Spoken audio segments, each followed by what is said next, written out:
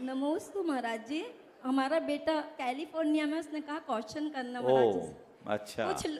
कुछ लोग दूसरों पर अपने देश लौटने या अपने देश में रहने का दबाव क्यों डालते हैं, जबकि वे बच्चे जैन सिद्धांतों का पालन करते हुए धर्म के सकारात्मक मूल्यों का प्रभावी प्रसार कर रहे हैं।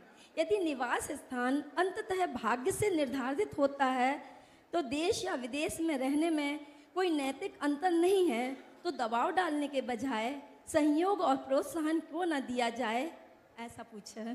लेकिन बिल्कुल ठीक है। एक बार मुझसे किसी ने कहा कि महाराज ये भारत से बाहर जा रहा है।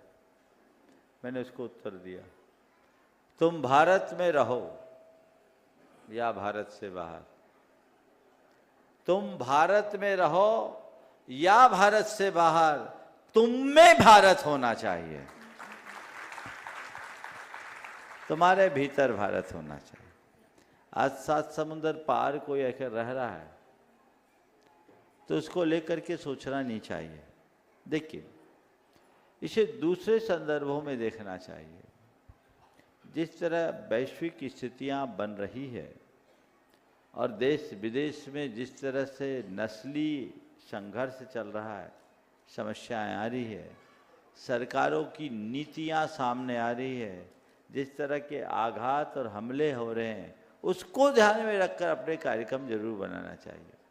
दूसरी बात, अगर हम अपने देश की प्रतिभा को देश के विकास में लगाएं तो क्या भारत वैश्विक स्तर पर और मजबूती नहीं पा सकता है।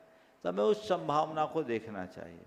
आज के युवक युवतियों को मैं कहूँगा कि भारत में अब और नई संभावनाएं भी बढ़ रही है, तो हमें संभावनाएं तलाश करके काम करना चाहिए। इसलिए किसी पर दबाव तो नहीं डालना चाहिए, लेकिन एक भाव जरूर जगाना चाहिए कि आपकी निष्ठा पक्की हो।